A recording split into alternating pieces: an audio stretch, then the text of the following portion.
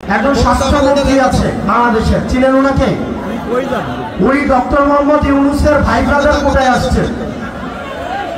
Doctor Mohammad ইউনূসের স্বজনপ্রীতির সবচেয়ে বড় example হচ্ছে স্বাস্থ্য উপদেষ্টা। সবসময় বলে আসছি, এই স্বাস্থ্য উপদেষ্টা এটার কোনো প্রয়োজন নাই। আপনারা দেখছেন ওনার কোন ধরনের অ্যাক্টিভিটি? উনি যে বেতনটা নেয় এই বেতনটা হারাম হবে। উনি যে গাড়িটা চলে সরকারের টাকায়, এটা হচ্ছে জনগণের সাথে বেইমানি।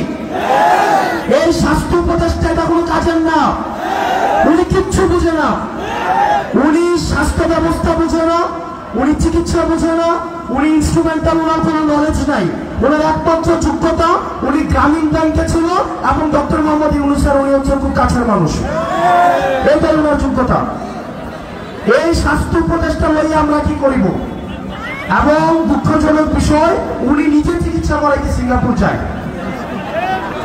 উনি চিকিৎসা করাইতে নিজে সিঙ্গাপুর যায়। এখন আমরা বললে তো হচ্ছে বিরাট বেজার হয়। যে বাংলাদেশে আমরা সুচিকিৎসার নিশ্চয়তা থাকবে, যে বাংলাদেশে আপনার বাচ্চা স্কুলে পাঠাইলে বিল্ডিং ভেঙে পড়বে, ওই আকাশ থেকে প্লেন ভেঙে পড়বে, এই ধরনের রাষ্ট্র ব্যবস্থা আমরা চাই না। এগুলো তদন্ত করা হোক, হাসিনার আমলে কি পরিমাণ দুর্নীতি করা হয়েছে। আমরা শুনছি বিমান বাহিনীর সাবেক প্রধান নাকি ৩,০০০ কোটি টাকা দুর্নীতি করছে। এই বিমানগুলো কিন্তু হাসিনার আমলে কেনা।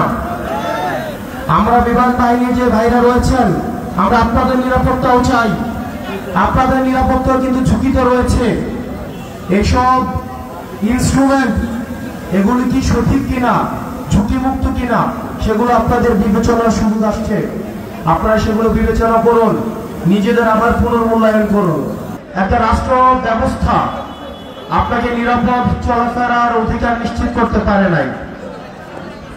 বাচ্চারা ক্লাস করছে, স্কুলে গিয়েছে, সেখানে হচ্ছে আমাদের দেশের বিমান বাহিনীর বিমান সেখানে প্র্যাকটিস করছে।